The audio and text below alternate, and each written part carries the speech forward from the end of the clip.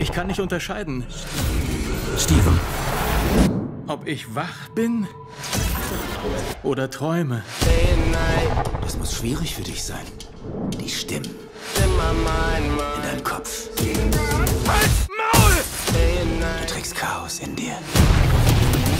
Akzeptiere das Chaos.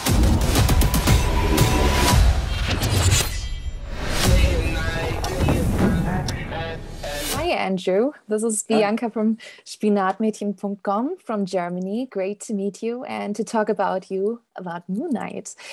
Well, people out there could know your work from the visually stunning The Green Knight or A Ghost Story. So Moon Knight is a bit of a new direction for you. What was different or even new for you about the Marvel production in comparison to previous productions? Yeah, thanks for having me.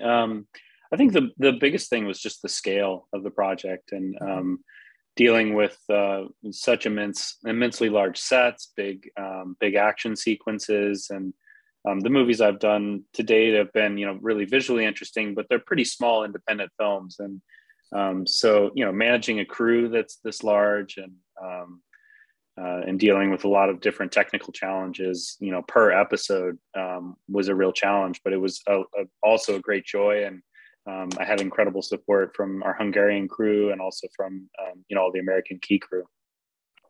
I think Moon Knight has really some great visuals, which also comes as a result of the camera work. What was the process of designing the shots for Moon Knight for your episodes? Yeah, I think primarily we always look at it from a character's perspective first, and we're not trying to apply cool camera moves that we have in our pocket thinking, well, could this one work for this? It really has to come either from character or from story initially. But, in the instance of like a shot, let's say after Mark is shot by Harrow in episode 4, there's a shot where he sort of is submerged going underwater. And we knew we wanted something that took us to another world. And from there, I just started working backwards and actually used a little action figure and used my iPhone about how I would make this shot look. Because, obviously Oscar is not going to sink 100 feet underwater. So we needed to shoot it in a manner that made it feel like he was.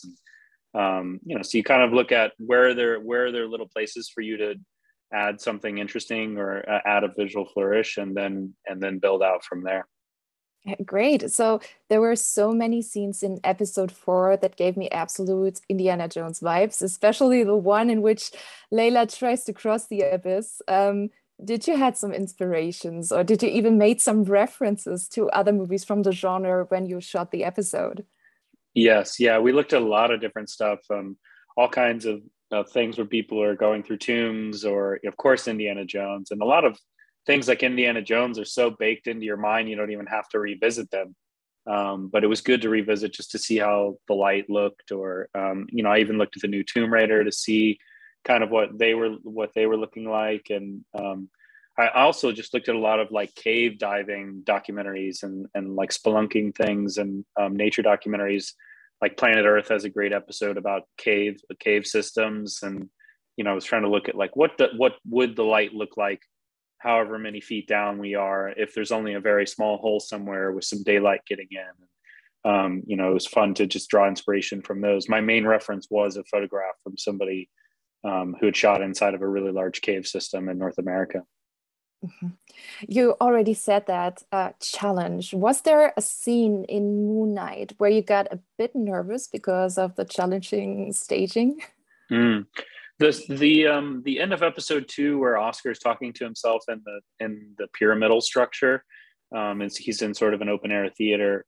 That one was pretty scary at first because he's talking to himself while he's on the move and the camera's on the move, and just technically it's a head scratcher at times, and it comes off, I feel, in the finished product as though it wasn't hard and that it wasn't a technical challenge, which how many conversations we had about this and how many things we tested and everything, was worth it in the end because it happened pretty fluidly. And there's a lot of help from visual effects as well to blend a couple shots back and forth. So you never notice that there's hidden cuts in there. And, anytime Oscar was talking to himself in reflection was a challenge in some respect.